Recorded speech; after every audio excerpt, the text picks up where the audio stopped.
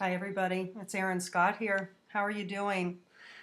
So I thought we would take a look at the new moon, the Pisces new moon that's occurring on the 23rd of February. I'm recording this on the 22nd, and there's a couple of things that are certainly activated in the field simply because we're in a holistically intensified process right now, but we also have Mercury retrograde in Pisces with Neptune. And this particular new moon is in Pisces. So there's a lot going on. What some of you may have noticed or realized or become aware of or naturally been oriented toward in the last week or so is possibly it's going to be different for all of you because you have a different blueprint and all of you have a different relationship with Pisces. Some of us have wound sets that live in Pisces, right? Other people have gifts and skills that are activated there. Other people have relationship dynamics that are the focus in the Pisces archetypal narrative. So it's different. Each of you has a different blueprint, right? So what we have here, though, for all of us is spiritual alignment, aligning the within and the without, the inner and the outer, kind of the existential soul structure within to the actions that are taken outside. And the reason why I say that is because, number one, we're at a new moon point, which is when the sun and the moon are conjunct. And this time of year, at this time for 2020, it's the 23rd of February, we have this new moon point where the moon and sun come together. Now here they're coming together in Pisces, as they do every time around this time of year. But here they're at a 4-degree point. So we have the narrative of Pisces that's activated for alignment. The inside, the inner emotional foundational self, the moon, and the expressed self, the sun. So when they're coming together in Pisces, there's something here about an alignment of being true to who you are, existentially, spiritually, essentially, foundationally. And here we have, everybody, a 4-degree point, right? In fact, you can look up here, the exact degree is 4 degrees, 28 minutes, 4 degrees, 28 minutes, 38 seconds. So you can see here, it's rounded up to 429, okay? But what we have here is the number 4. We're in the 4th degree, and 4 represents, functionally 4 is about structure, foundations, stability. So there's something here about this kind of stable structure of the aligned self, of the existentially aligned self. What I was starting to say earlier was because we have this Mercury retrograde in Pisces with Neptune, and because the sun moon will have its conjunction in Pisces, what some of you may have been experiencing of late over the last week or so might be a lot of memories of the past, memories of other life streams, a lot of data being referenced. And how I would describe it, for any of you that have had near-death experiences, you're going to know what I'm talking about here. And for those who haven't, you're going to maybe have read about this or have heard this from people who have. But for some of you, you might be experiencing almost an end-of-life sort of quickened imagery capture, like the mind is pulling up images at a rapid pace. It's going to be different for all of you. For those of you with Mercury in your natal blueprint in Pisces or in a water sign, you're being impacted really strongly by this particular Mercury retrograde cycle. And you already have an intuitive capacity that is natural to your functioning. And with this particular Mercury retrograde, for those of you with Mercury in Scorpio, which I have, and for those of you with Mercury in Cancer as well, there's going to be possibly an experience of expedited memories, that the images are coming up. Lots is going on. There's lots of referencing that the mind might be doing at this time. So why am I bringing all that up? Well, it's part of this natural alignment process for this month ahead. When we're looking at the new moon on February 23rd, what we're looking at is a monthly cycle of alignment. And so you are, whether you're conscious of it or not conscious of it, you're going through a process of the higher's desire for alignment. The natural process is aligning spiritually. What is your ideal life? What is your ideal picture? What is your ideal alignment literally to your blueprint, to your soul structure? And the reason why I say that is because we're talking about Pisces here. So not only, again, is the mind thinking about and focusing on the ideal reality, your optimal alignment. Each of you. Societally too, collectively, that's also what's happening. The Mercury-Neptune conjunction here, right now when the Sun-Moon come in conjunction at 4 degrees, we have this 8-degree orb here between Mercury and Neptune. So they're still talking. This is a highly intuitively functioning mind. It's a mind able to access the field. Now, without discernment, what that looks like is the mind getting swept away with all kinds of storylines and narratives, right? So it takes discernment. It takes a matured mind. It takes a decision to be discerning and boundaried and clear about what healthy, true storylines are and what mythical, misaligned, skewed, and imbalanced, and thus toxic storylines are. So there's a whole process activated now about thinking about and focusing on spiritual realities, existential realities, the ideal life you wish to create for yourself. And again, each of you has a different blueprint. And so that ideal life is going to be different for each and every one of you.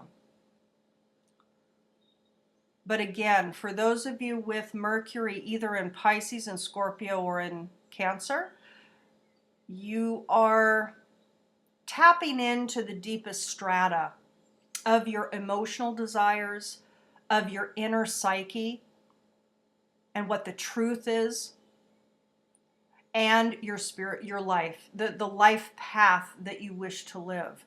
Now, for the rest of you, that's still activated because we have Mercury in Pisces, but you're each getting activated mentally in a different way, depending on where your Mercury is and depending on how that Mercury is triggering your sun, your moon, your ascendant, all of it, all of the functions within your blueprint. So it's going to be a different activation, but overall, with this Pisces process that we are collectively going through, there is kind of a spiritual process unfolding now. And this 2020 year, we started the year with our Pluto-Saturn conjunction at 22 degrees and subsequently 23 degrees Capricorn. And this entirety of the year is going to be a year of destruction of the old, forms of your life, of your aspirations, of your work, your career. There's all kinds of recalibrations going on that will perpetuate. They will continue this year. The point of shift was not in January. It was the catalytic point. The entirety of 2020, up until the end, because the end of 2020 at that winter solstice brings this new paradigm. It brings this new paradigm. Archetypally, everybody, the new paradigm it's aligned with the 11th house of group and community, which is interesting. But it's also aligned with other things as well. Kind of the ideal realities as they exist here too. You know, what is the dream? The 11th house aligns with that. But when we're talking about Pisces, ruled by Neptune, and when we're talking about the mind's connection with Neptune in the sign of Pisces, thinking back upon, reflecting on, naturally being propelled into the field of memory, naturally being propelled into the field of life streams, of childhood of the past, of life and death scenarios. For many people, there's going to be thoughts about death. When I was young, I can't say I almost died, but what I can say is that I got caught up in a wave. When I was quite young, I got caught up in a wave. And I tumbled in that wave for quite a while. And what happened naturally to me, as I tried to find the top of the water and couldn't find it, what happened naturally, it was a natural process, was that all of these images were flashing in front of my eyes. Now, at the time that this occurred, I was only maybe 7. So I only had a little 7-year life there. But images flashed quickly, one after the other, very quickly. It's like literally my entire life flashed before my eyes. And of course, we hear that, don't we? That's what people say when they almost die or they've had a near-death experience, is that their life flashes before their eyes. That's exactly what happened to me at 7, even in the short little 7 years that I had. So my point is that could it be? And when we're talking about Pisces, of course, we're talking about the etheric ocean, the ethers, the ocean of the ethers, the consciousness field. That's exactly what we're talking about here. And that consciousness field is an information field, everybody. So we're accessing a lot of information, and we're accessing a lot of the past, and we're accessing a lot of what is the ideal and what is not the ideal. What we have happening here, though, is Black Moon Lilith, right on Chiron. What we have is the asteroid Lilith, asteroid 1181, exactly quincunxing Sedna at 26 degrees Taurus.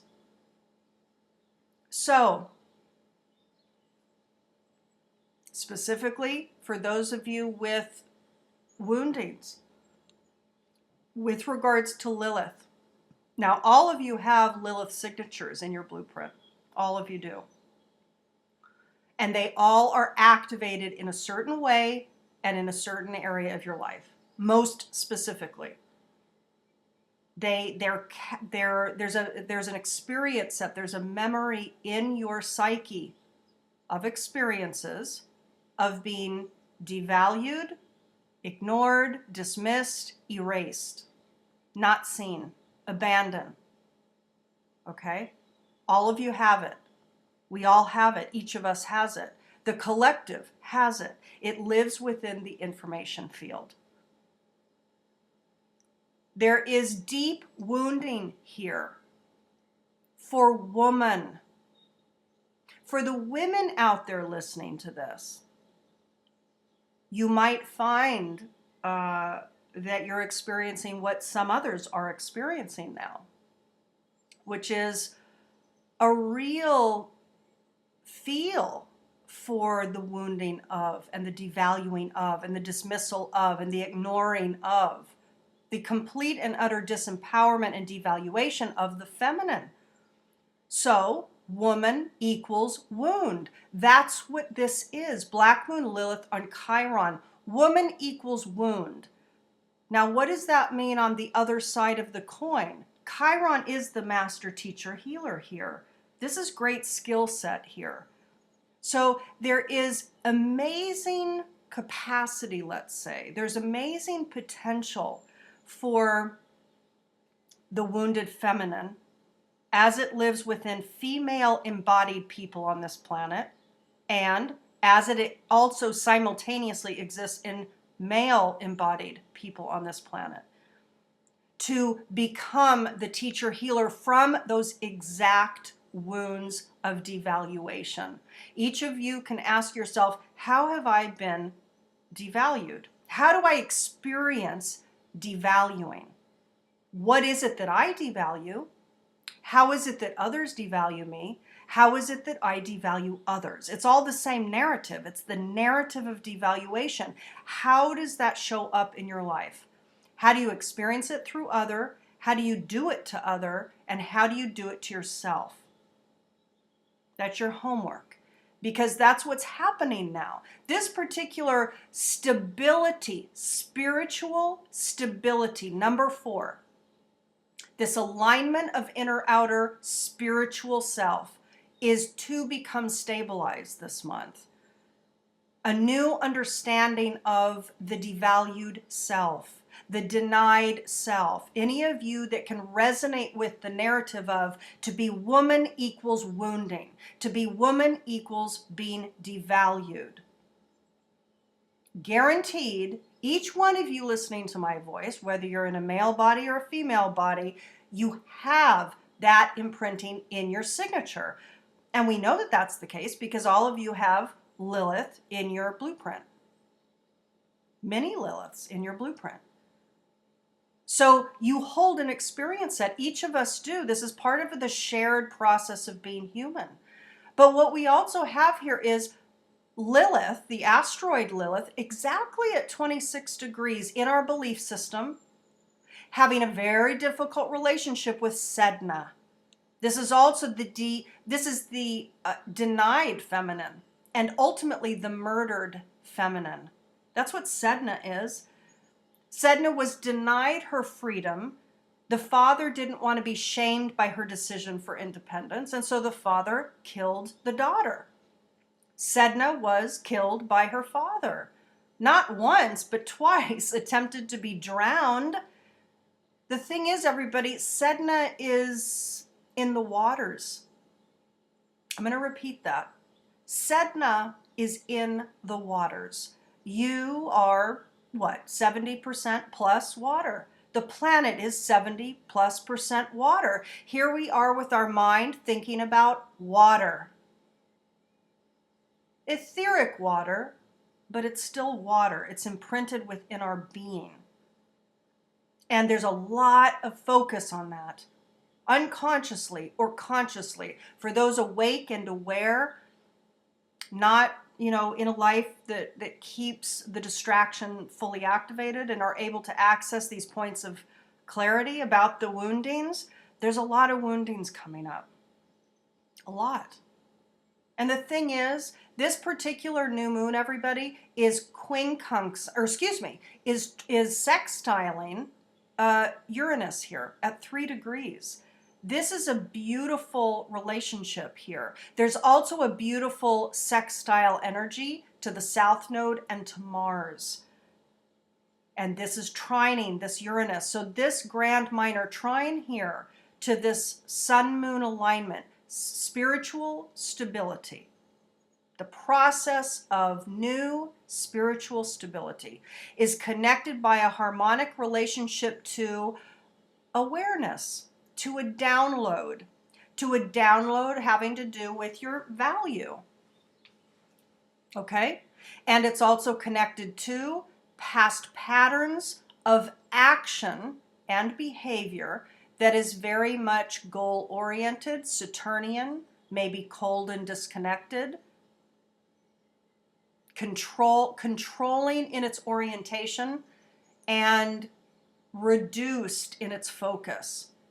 So there's a way by which this new alignment can utilize some of the focused energies. Some of you might be experiencing a stability that you have felt since Mars has been in Capricorn. You might be feeling more grounded than maybe you did when Mars was over in Sagittarius. Okay? So this kind of pattern of Saturnian self-accountability, in this case, is aiding this new spiritual alignment of self, which is connected to downloads about your self-value. Yes, in the meantime, there are issues about feeling greatly wounded, and those are real because they're part of the experience that you hold in your psyche. And this Lilith quincunxing Sedna, again, this is the feminine who has been betrayed and killed. And this kind of experience set that you're holding in your memory about your value, that your value gets betrayed, that what you manifest and earn for yourself gets betrayed. Somebody takes it, somebody steals it, somebody kills you for it.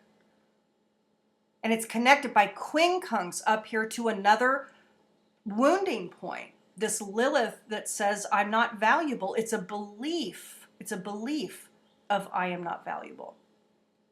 Well, the difficult quincunx relationship between this memory of being betrayed for who you are and the belief of not feeling valuable, something has to move here in order to allow that energetic to flow. And what needs to move is both of them, really.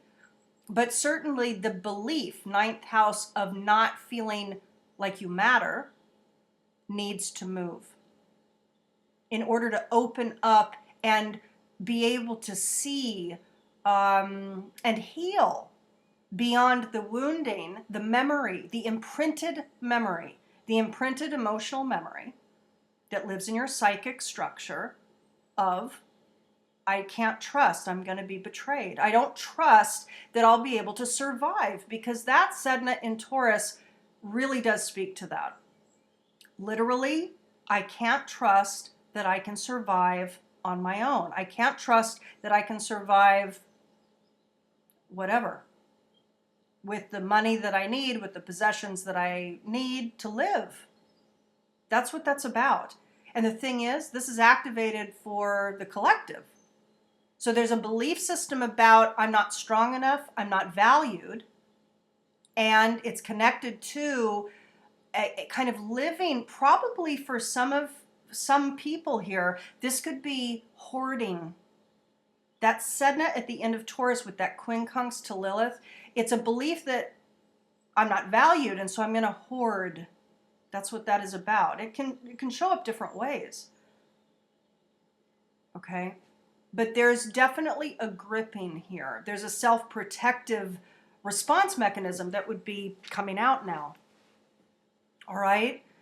The other thing that I want to point out here, everybody, is that Venus, during this process, again, what we're looking at here is the signature for the month ahead.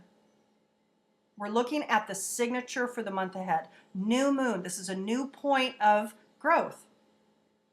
And it's about this spiritual stability and what we're going to have to contend with as we remember things from the past. As we connect at this 9-degree, Mercury happens to be at this 9-degree point.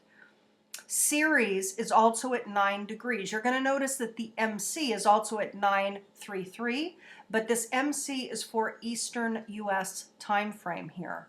So it's not going to be the same for all of you. Those of you on the Eastern U.S., you're going to notice that Ceres is tied to the M.Sc at 9 degrees. There's something here about reaping what you sow with regards to your work and career, non-traditional work and career, and non-traditional desires for your life. This is a desire for freedom.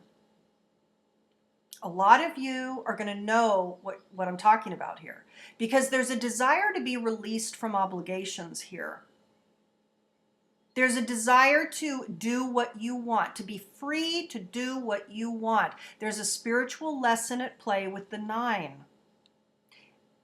As the sun and moon come together, Mercury, the mind, is also at 9. So there's something here about the humanitarian that's coming forward. There's something here about the hermit, the wisdom within, going within. There's a lot of silence and quiet that's activated for a lot of people during this time.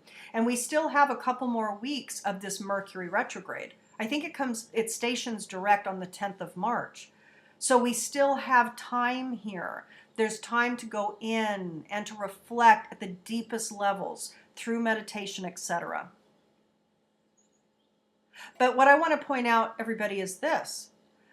At this point of alignment, spiritual stability and alignment, we have our sense of self-value and our sense of self-worth with Venus here.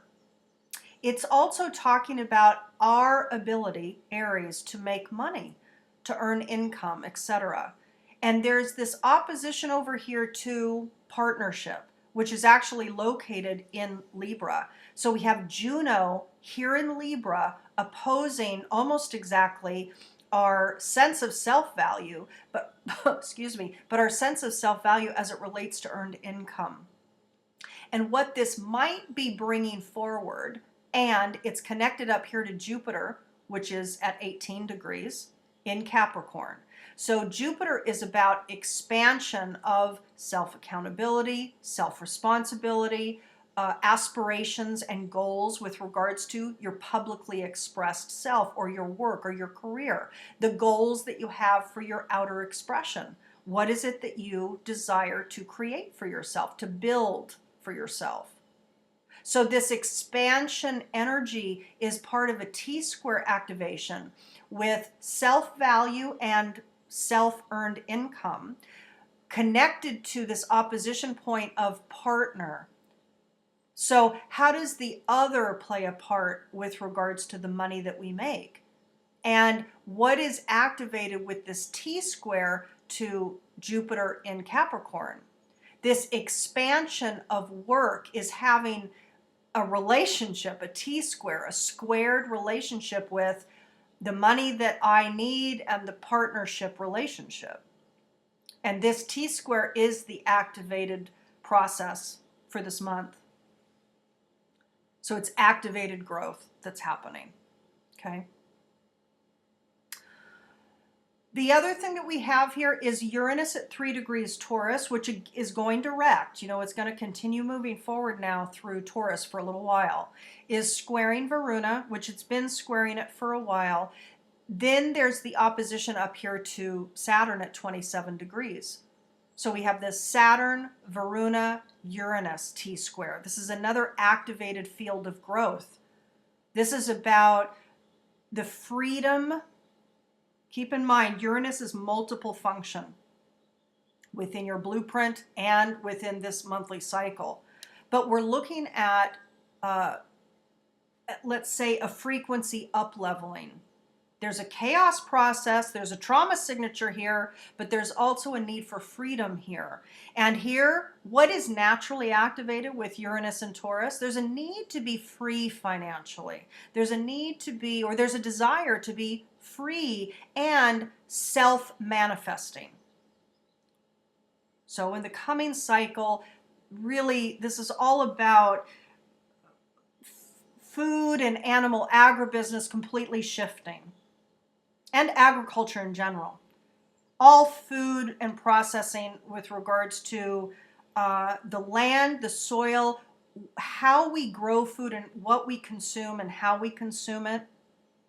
A simplification, a freedom from red tape and toxicity. Pesticides, everything heavy and toxic is going to go through a process of frequency up-leveling over the next, 5 years. 5/6 years. Okay, so that's what's happening here, but it's more than that, because what this is also about is the need to be free to live your own life, to survive without any debts, without any ties to threads that bind you, to things that are toxic, to the past. This is about a desire for freedom, a desire to manifest and create This is a highly creative process that we're all in for the next 5 years. And it's connected to Varuna in Leo in the 5th house. This is the archetypal wheel here. But we're talking about Leo, which is individuated and creative self-expression. And look at the number. Look at the number. We have a 222 activated. So we have this kind of Piscean, stabilized spiritual alignment of self. And as that's activating over the next month, as the promptings for growth and evolution are happening this month, we also have this T-square with a 222 Varuna. Varuna is a Hindu god. And for me, how I've learned to read Varuna in the chart is where we are naturally confident. So there's a natural confidence of skill set here that is in a square formation to Uranus, which will bring out naturally trauma signatures when it comes to self-value, Taurus, and your ability to create and survive on your own terms. So that square is definitely activated for everybody. But it's also connected up here to Saturn. So there is a certain bind, but there's a certain maturation that's called. There's a limit and a focus with your work and career and what you aspire to create for yourself that is connected to your creative spirit and connected to your desire to be free and kind of sovereign. Okay? So this is also an activated growth process. Let's take a look quickly at the symbology. This is the symbology, everybody. So if we're looking at the sun moon, we're looking at 4 degrees 29 minutes. That's the rounded up number. Okay, so we're looking at 4 to 5 degrees for the Sabian symbol, which is this one, a church bazaar. So just feel into that for a minute. What we have here, of course, and let's move this over. Okay, so what we have here with the church bazaar is, number one, we're here in Pisces. So this is a very aligned narrative, let's say, to live here. This is, of course, by Dane Rudhyar, right? So a church bazaar for this 4 to 5 degree point. The keynote, the value of giving a spiritual or transcendent sanction or approval to even the most commonplace interchanges between social persons and individual minds. This is the last of 5 symbols emphasizing the interaction between people constituting a social group, whether it's large or small. It brings in the element of religious sanctions or religious authority, okay, spiritual authority. The purpose of any organized religion is primarily to meet the need of giving a more permanent significance to interpersonal relationships within the framework of a particular way of life and culture. It helps to keep the society whole by making it holy, at least in principle and ideal. It justifies human behavior by blessing it with the divine revelation of what is good and valuable. It idealizes biological and social needs by ritualizing them. This ends the 67th fivefold sequence on a note of ritualized beneficence. It stresses the possibility of the presence of God in even the most material human activities. Now, what I will say here is, number one, you want to take all of this with a huge grain of salt. You want to take it in specifically or generally, however it resonates for you. That's number one. Number two, I want you to just look at the symbol itself. The original symbol of church bazaar, or something termed very similar to it, was the original symbol channeled by Elsie Wheeler in 1925. So I want you to just feel into a church bazaar, because actually Dane Rudhyar does not talk about what this could be talking about here. A church bazaar speaks to many people connected to a spiritual truth. It could be a moral truth, an ethical truth, a truth about natural systems. It could be a truth of knowing that there is simply a bigger narrative at play. There's a bigger process at play with the strata of life and living systems, the animate nature of nature itself. Earth, solar system, universe, multiverse, etc. All of these holonic structures are alive and interconnected. And so there's a bigger process at play here. The church bazaar is people coming together to sell their wares. That's what a bazaar is. People are coming together under the similar or like-minded nature of some spiritual truth to sell their wares. And because we have just had this Saturn-Pluto conjunction, creating a focused transformation and indeed a destruction mechanism at play with regards to work and career narratives for you, we're talking about new alignment that's going to prepare you for the end of this year and for 2021 and beyond.